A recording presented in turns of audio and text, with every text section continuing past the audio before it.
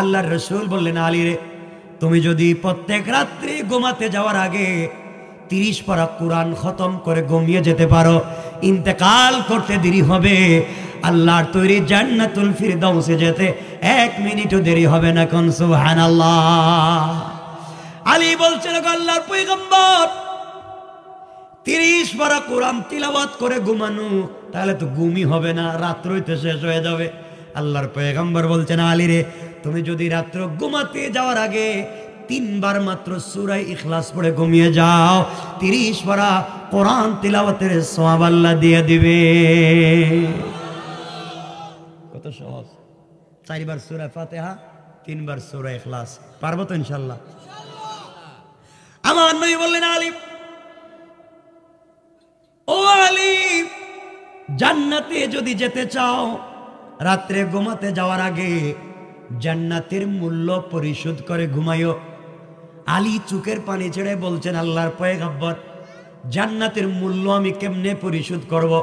আপনিই তো বলেছেন জান্নাতের মধ্যে একটা মাঠ আছে যার নাম মসজিদ। আল্লাহ বলছেন, ওয়ালাদাইনা মসজিদ। আল্লাহ এত বিশাল মাঠ বানিয়েছেন, যেই মাঠে জিবরিল আমিন 600 নূরের ডানা দিয়া 1 সেকেন্ড টান দিলে 1000 বছরের রাস্তা যায়। এই জিবরিল আমিন 70টা বছর দৌড়ালেন, যেই মাঠের কুল কিনারা পেলেন না। এত বিশাল মাঠ, এত বিশাল জান্নাত।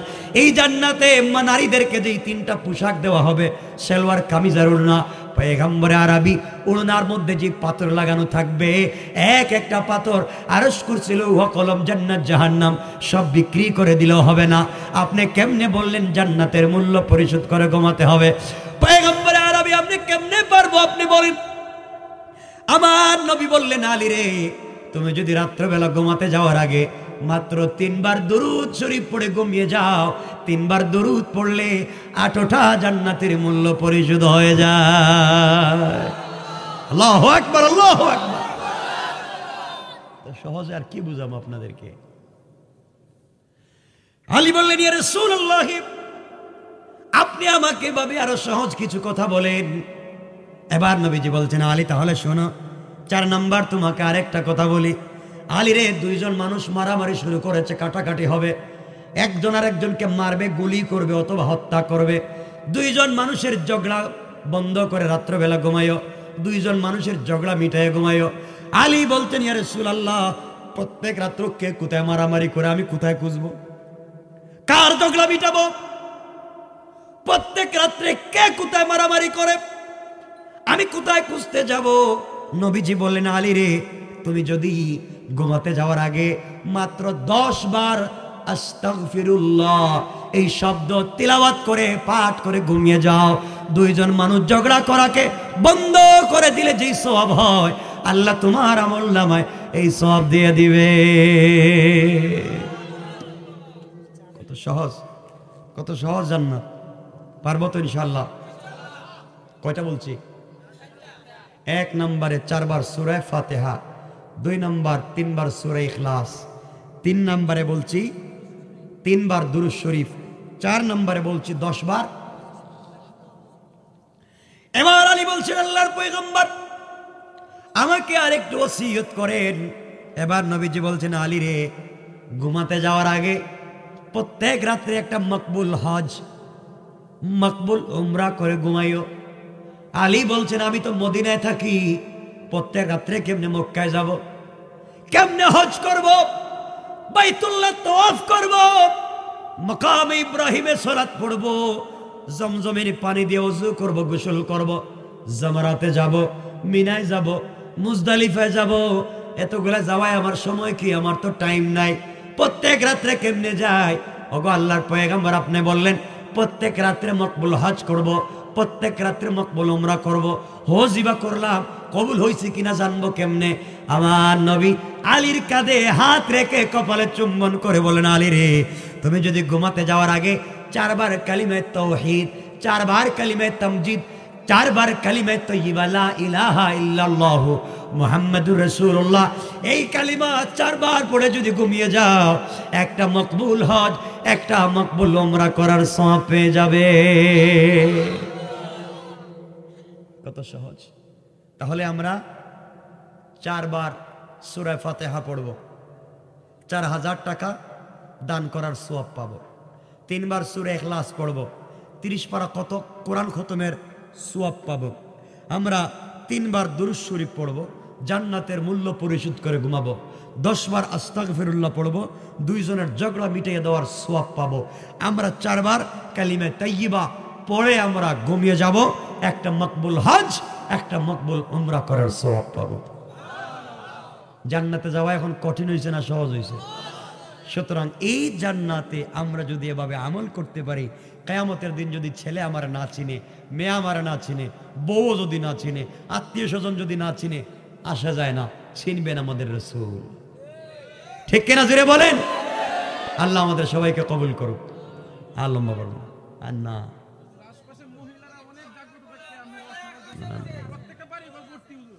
আর শুনেন না,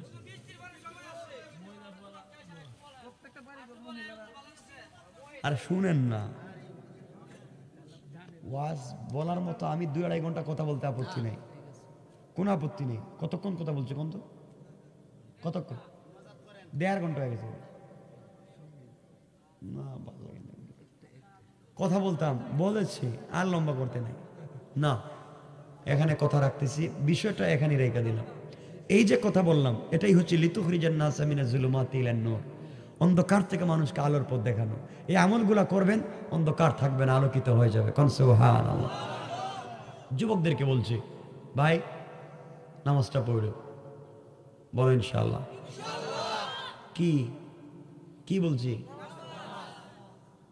নামাজ পড়ার জন্য মসজিদ শর্ত না, মসজিদ শর্ত না, যেখানে সময় হবে সেখানেই নামাজ। এটা যদি জমিনে হয়, পানিতে হয়, সাগরে হয়, বিমানে হয়, যেখানে সুযোগ। এমন কি মহিলার যদি ডেলিভারির বাচ্চা অর্ধেক পৃথিবীতে আসছে, অর্ধেক পেটের ভিতরে আছে, তাও নামাজের সময় হয়, নামাজ পড়তে হবে, নামাজ ছাড়া যাবে না। কারণ রাসূলের জিন্দেগির শেষ কথা আসসালাতু আলা ওয়াক্তিহা।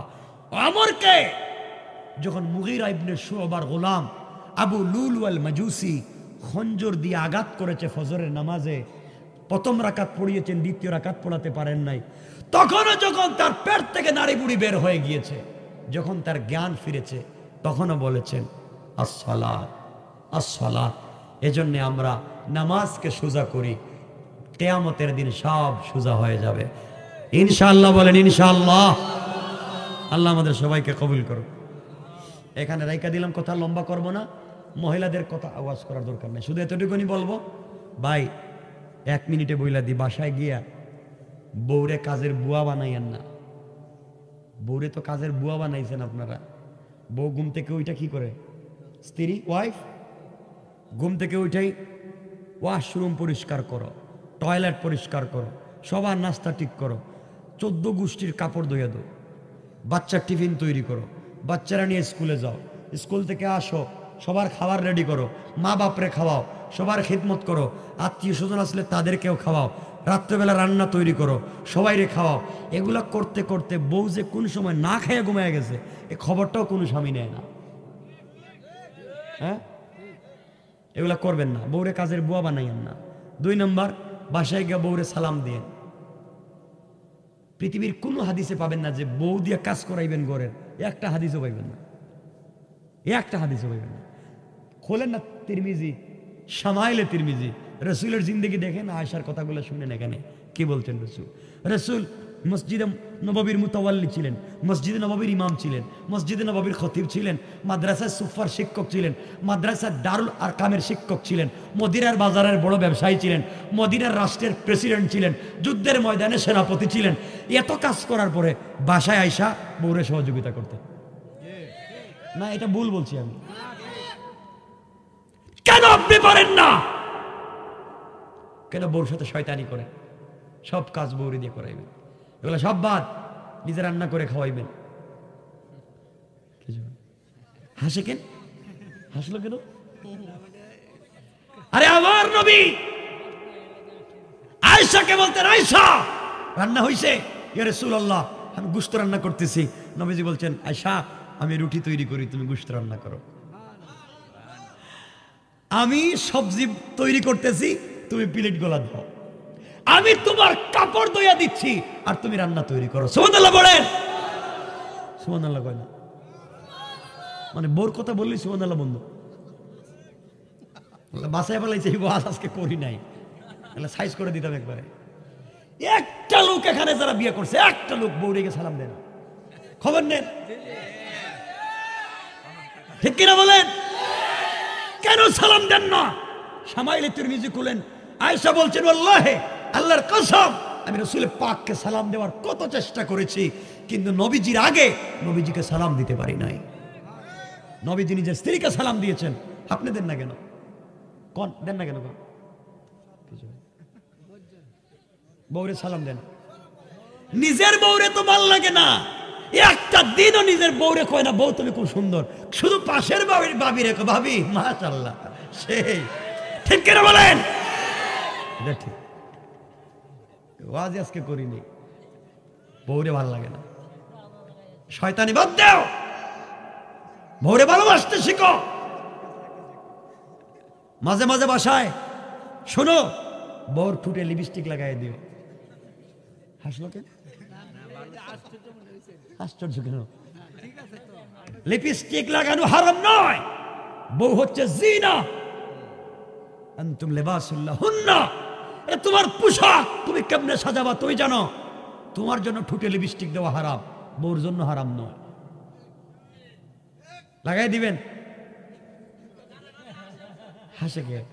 মুরব্বীর আমার চেহারার দিকে তাকা গেছে, বাবা আমরা বয়স শেষ হয়ে গেছে, এই বয়সে কি লিপস্টিক লাগাই দিব? আপনি তো এই বয়সে দিবেন। কোরআনে আল্লাহ বলছেন বুড়া আর বুড়ির যেই ভালোবাসা, হ্যাঁ, একজন আর একজন ছাড়া বাঁচতে পারে, ঠিক কিনা বলেন? এই ভালোবাসা তো আলাদা ওয়াজ, এই ভালোবাসা।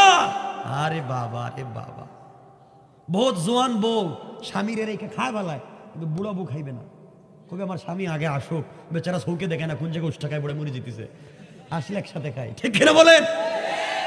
ঠিক বলছি না বাবা? এই বাবা হাসতেছে, ঠিক বলছি। আল্লাহর ওয়াস্তে স্ত্রীর সাথে খারাপ ব্যবহার করবেন না, মাঝে মাঝে বউরি লিপস্টিক লাগাই দিবেন। আরেকটা হাদিস বলি, দারা কুতনি মাইমুনার রওয়ায়াত, রাসূল পাক বলছেন, আমি চাই না নারীদের হাতের নখ পায়ের নখগুলা খালি থাকুক, আমি চাই না খালি থাকুক, এদের এগুলা খালি থাকুক না, এজন্য মেয়েদের হাতের নুকে পায়ের নুকে মাঝে মাঝে মেহেদি লাগাই দিবেন। ঠিক কি? ইনশাআল্লাহ বলেন ইনশাআল্লাহ। বোর হাতের নুকে পায়ের নুকে মেহেদি লাগাই দিবেন। এরা কিচ্ছু মানে যায় না, বুয়া বলতেছি নাকি? সারাদিন শুধু পুরুষের পক্ষে ওয়াজ করেন, মহিলার বিপক্ষে, এরা খুব খুশি। মহিলার পক্ষে বললে এরা বেজার হয়ে যায়। শোনেন, নিজের স্ত্রীর মুখে মেহেদি লাগাই দিবেন, ঠুটে লিপস্টিক লাগাই দিবেন, মাঝে মাঝে চুল সিটি করে দিবেন, বেনি করে দিবেন। এই যে চুল এদিকে এদিকে দিয়ে ভাবে, আরে আমাদের মা কলেজার টুকরা মা আয়েশা সিদ্দিকার চুল কমর পর্যন্ত লম্বা ছিল। নবীজি একদিন ঘরে আসছেন, নবীজির একটা হাদিস, লম্বা হয়ে যাচ্ছে কথাগুলো, দেরি হয়ে যাচ্ছে ভাই, আরে শুনেন, আরে আপনারা বললে হবে না তো, 12টার পরে কথা বলা খিলাফে সুন্নাহ। আল্লাহ বলছেন ওয়াল্লাইলা লিবাসা, রাত্রে ঘুমানোর টাইম, ওয়াজ করার টাইম না। শুনেন তো, আয়েশার চুল কোমর পর্যন্ত। তো নবীজি সফরে যখন থাকতেন, তো ঘরে আসার 2 ঘন্টা আগে রাস্তায় দাঁড়াইয়া থাকতেন, ঘরে আসতেন না, খাদেম পাঠাইয়া দিতেন ঘরে, যাও আমি আজকে অমুক স্ত্রীর ঘরে থাকবো, তাকে বলো 2 ঘন্টা পরে আমি আসতেছি, এর ভিতরে যেন সে রেডি হয়ে যায়। সুবহানাল্লাহ বলেন। মানে সবসময় স্ত্রীকে ফিট দেখতে রাসূল পছন্দ করতেন। আর আপনারা এমন বুকা স্বামী আমার জীবনে, আল্লাহ আমার বহুত দেশ ঘুরাইছে, ওয়েস্টার্ন কালচার আমি দেখে আসছি, দুনিয়ার ওয়েস্টার্ন কালচার দেখেছি নিজের চোখে, কিন্তু আমি বাংলাদেশের স্বামীর মতো বুকা স্বামী দেখিনি। হেরা বউর জন্য লেহেঙ্গা কিনে, হাই হিল জুতা কিনে, দামি ব্রেসলাইট কিনে, সোনো আলতা আলকাতরা কিনে, আলকাতরা চিনেন তো, সব কিনে, কিন্তু একটা দিনও কোনো স্বামী বললো না বউরে, বউ রাত্রে ঘুমানোর সময় সব পইরে আমার সামনে আইসো। বউ ঘুমানোর সময় হইতে ছেঁড়া যেটা সকালে শুরু করছিল ময়লার গন্ধ করে, গামের গন্ধ করে, যেটা দিয়ে বাথরুম পরিষ্কার করছে, যেটা দিয়ে কাপড় ধুইছে, সেইটা নিয়ে ঘুমায় গেছে। আর দামি পোশাক পরে সে মার্কেটে যায়, সুন্দর পোশাক পরে সে বিয়ে বাড়িতে যায়। তুমি কেমন বোকা স্বামী যে নতুন শাড়ি পরাইয়া বউরে আরেকজনটা দেখাইতে দিতেছো, আর তুমি এই ছেঁড়া কাপড়টা। ঠিক কিনা বলেন? বউরে বলবা তোমার যত দামি কাপড় সব আমার সামনে, ইনশাআল্লাহ। তো বলতে চাইছিলাম, তো আয়েশা, নবীজি একদিন না বলি আয়েশার ঘরে চলে আসছেন। তো চুল ছিল উস্কো খুস্কো, একটু উল্টা পাল্টা। তো নবীজি বলছেন, আয়েশা তুমি তো এত সুন্দর, কিন্তু কাপড়ও পরতে পারো না, চুলও ডিজাইন করতে পারো না। তো আয়েশা বলছেন, আপনি এমন স্বামী আমার, একটা দিন আমার কাপড়টা পরাই দিলেন না, একটা দিন আমার চুলটা বেনি করে দিলেন না। রাসূল বলছেন, আয়েশা চিরুনি নিয়ে আসো। রাসূল চিরুনি নিয়ে হযরতে আয়েশার চুলগুলা বেনি করে সিতি করে দিয়া নিজে কাপড় পরাইয়া দিয়েছে। আর সুবহানাল্লাহ, এখানে শেষ না, কাপড় পরাইয়া দিয়ে আয়েশারে ঘুম পাড়াইছেন। ঘুম পাড়াইয়া রাসূল করছেন কি, ঘুমে রাইকা আয়েশারে খুলে উঠে বিছানা নিচে রাইকা নিচে উপরে ঘুমায় গেছে। আয়েশা ঘুম থেকে উঠে দেখে নিচে মাটিতে, তিনি উপরে। বলছেন, আপনি এমন কেমন স্বামী, আপনি নিচে ঘুমায় আমার নিচে দিয়ে আপনি উপরে। নবীজি বললেন, তুমি কেমন স্ত্রী, তোমাকে কে খুলে করে নিচে নামাইছে কইতেই পারো না। সুবহানাল্লাহ বললেন না? কেমন খুন ছুটিয়ার ভালোবাসা ছিল, এগুলো বললে তো রাত্র শেষ হয়ে যাবে। কেন ইসলাম শুনেন না, শিখেন না? মাঝে মাঝে বউর চুলরে কালার করে দিবেন, লাল কালার, হলুদ কালার। হাসতেবে কেন, আমি বুঝতেছি না। আমি কি টিকটকের কথা বলি নাই? টিকটকের ওয়াজ করে যুবক শুনো, টিকটকে ভিডিও বানানো বন্ধ করে টিকটক বাদ দিয়া টুকটাক আমল করো। টিকটক বাদ দিয়া টুকটাক আমল করো, জান্নাতে চলে যাইবা। সহজ কথা। এজন্যে মাঝে মাঝে স্ত্রীকে চুল কালার করে দিবেন, কোনো আপত্তি নেই। শুধু কালো ছাড়া সকল কালার জায়েজ। শুধু কি কালার? কালো। স্ত্রীর সামনের চুল কাটতে দিবেন না, সামনের চুল কাটা হারাম। পিছনের চুল লম্বা হয়ে গেলে সমান করার জন্য এতটুকুন পরিমাণ কাটা জায়েজ। পিছনে নিচে সামনের চুল হারাম। মেয়েরা ব্রু প্লাক করা হারাম, আলগা চুল লাগানো হারাম। ঠিক আছে? তো মাঝে মাঝে নিজের বউরে, শাড়ি তো ইসলামে নাই, এটা তো শাড়ি তো ইসলামের পোশাক না। ইসলামের পোশাক তিনটা, সালোয়ার, কামিজ আর উড়না। জান্নাতে মহিলাদের পোশাক হবে তিনটা, সালোয়ার, কামিজ, উড়না। যাই হোক, আপনার 3 পিস পরাইয়েন, যেটাই পরান, মাঝে মাঝে বউরে বলবো কথাগুলা। কি খুশি, বাসা যান না, বুঝবেন না কেমন জিনিস, যান আজকে। মাঝে মাঝে শুনেন কি বলতে চাই, যে পোশাক পরলে স্ত্রীকে স্মার্ট লাগে, আবার বলছি, যে পোশাক পরলে স্ত্রীকে স্মার্ট লাগে, পৃথিবীর সবথেকে আকর্ষণীয় মেয়ে মনে হয়, এই ধরনের পোশাক পরাইয়া নিজের সামনে উপস্থাপন করবেন, বাহিরে নয়, নিজের সামনে। এখন যদি নিজের স্ত্রীকে প্যান্ট পরাইতে ভালো লাগে, হাসছেন কেন, কি বলতে চাই শুনেন শেষ পর্যন্ত। শার্ট পরাতে যদি ভালো লাগে, স্যান্ডু গেঞ্জি পরাতে যদি ভালো লাগে, তাও পরাইবেন। কেন বলছি? বাহিরে নয়, শুধু আপনার সামনে। আপনার স্ত্রীকে পৃথিবীর সব থেকে স্মার্ট করে যদি আপনার চোখের সামনে উপস্থাপন করেন, তাহলে রাস্তায় বের হইয়া অন্যের বউর দিকে আর অন্যের মেয়ের দিকে চোখ যাবে না। নিজের বউকে ভাল লাগে না, এই জন্য অন্যের বউর দিকে তাকাও। নিজের স্ত্রীকে সুন্দর মনে হয় না, এই জন্য অন্যের মেয়ের দিকে তাকাও। নিজের স্ত্রীকে সুন্দর করে নিজের সামনে উপস্থাপন করো, রাস্তায় বের হলে কারো দিকে চোখ যাবে না। ইনশাআল্লাহ বলেন ইনশাআল্লাহ। এতটুকুন বলছি, তো এটা করতে করতে রাত একটা হয়ে যেতেছে। শেষ কথা, শেষ শোনেন, শেষ কথা বইলা দিই। মাঝে মাঝে বউ বলেন তো আপনারা, না স্ত্রী বলেন? আচ্ছা, স্ত্রীর রান্নাকে মাঝে মাঝে বলবেন, বউ তোমার হাতের রান্না মাশাআল্লাহ অনেক মজা, টেস্ট খুব মজা, বলবেন তো? কিছু হয় না। বউর হাতের রান্না তো ভালো লাগে না, শুধু গার্লফ্রেন্ড যদি চিংড়ি মাছ এনে খাওয়াই দেয়, শয়তান। বউর হাতের রান্না সব থেকে স্বাদ, এটা বলবেন। কেন বললাম এটা? বলি আমি একটা কথা বলি এখানে। আজকে ওয়াজ থেকে গেলে তবে শর্ত হলো যে রান্না কে রাঁধছে এটা আগে জানবেন, এরপরে প্রশংসা করবেন, নাহলে ঝামেলা আছে। কিন্তু এটা ভাঙ্গি আবার বইলে দিন, মাইল লেগে যাবো করে গেল। যেমন আজকে ওয়াজ থেকে বাসায় গেলেন, দরজায় দাঁড়িয়ে গিয়ে বলেন, বউ আসসালামু আলাইকুম রহমতুল্লাহ। বউ খুব হেরে আজকে কোন বুথে ধরছে, জীবনে সালাম দেন না, আজকে দেখি নতুন সালাম দিতেছে।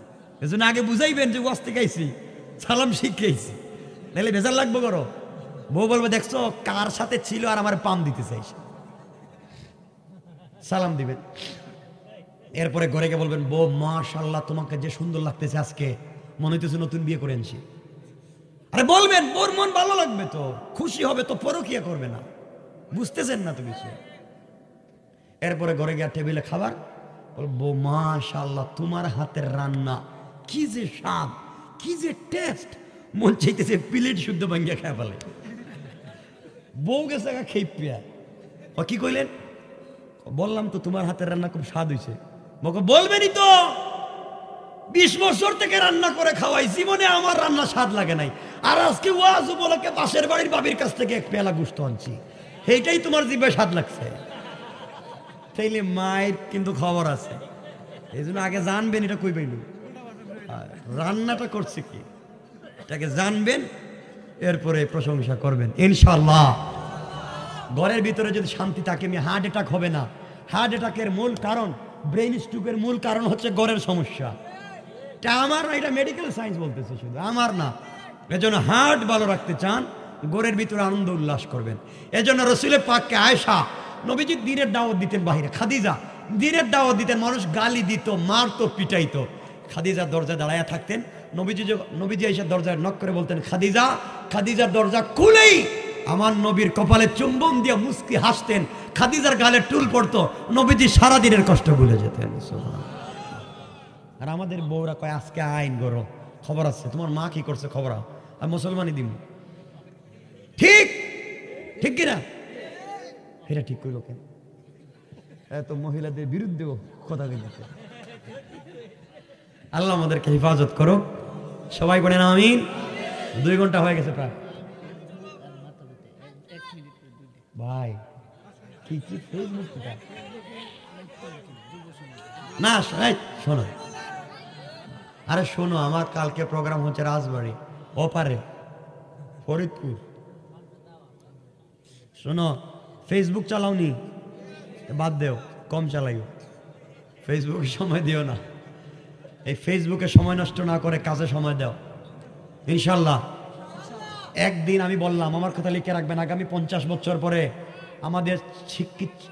আমাদের এই ছাত্র সমাজ অশিক্ষিত হয়ে যাবে, ওরা কাউকে পছন্দ করবে না, মা বাপকে দেখবে না, স্কুল কলেজে যাবে না, সারাদিন ফেসবুকে গেম আছে না, এগুলা বাদ। ফেসবুক কম চালাবেন। ফেসবুক কেন চালাও, সওয়াব আছে নাকি, তাই না?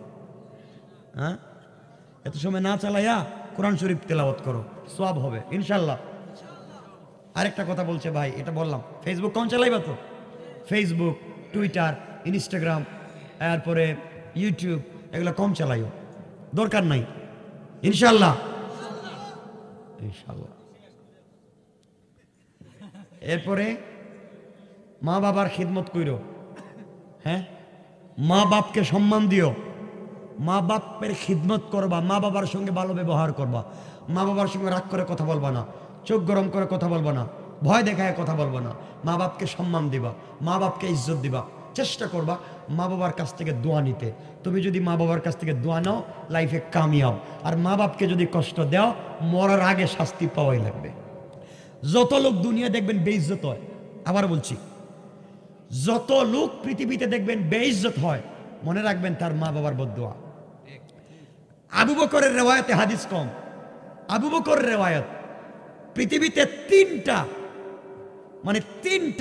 শাস্তি পাওয়া লাগে। পৃথিবীতে 3টা শাস্তি না পাইলে মত নাই। এর মধ্যে একটা শাস্তি হলো, যারা মা বাবার সঙ্গে খারাপ ব্যবহার করবে, এরা মরার আগে শাস্তি পাওয়াই লাগবে। এজন্য যারা দেখবেন পৃথিবীতে বিভিন্ন কারণে দেখবেন এরা বেইজ্জত, কোনো ওয়াজ নসিহতের দরকার নাই, মনে করবেন এর মা বাপ যে কোনো কারণের উপরে সন্তুষ্ট ছিল। এজন্য আল্লাহর ওয়াস্তে মা বাপকে কষ্ট দিব না ইনশাল্লাহ। বহুত বুঝছি, বাপরে তো বাপ কও না, বাপরে কো বুড়িয়া, আমি কম জানি না গীতা। বাপরে কয় বুড়া, আর শ্বশুর বাড়ি গিয়া মারে তো আম্মা কয় না, শ্বশুর বাড়ি গিয়া কয় আম্মা আপনি আঙ্গুর খাইবেন না আপেল খাইবেন। এগুলো বাদ। আল্লাহ আমাদের হেফাজত করুক। আমার জন্য দোয়া চাই, আপনাদের জন্য দোয়া। আল্লাহ আমাদের সবাইকে দোয়া করবেন। হুজুর হুজুর করবেন। আমি আর লম্বা করতে চাই না। আমার সবার জন্য দোয়া, আমার জন্য দোয়া চাই। আপনারা আমার জন্য দোয়া করবেন। আমার কথায় যদি কোনো অসঙ্গতি থাকে, শব্দ চয়নে যদি কষ্ট পেয়ে থাকেন, আমাকে ক্ষমা করে দিবেন ইনশাল্লাহ।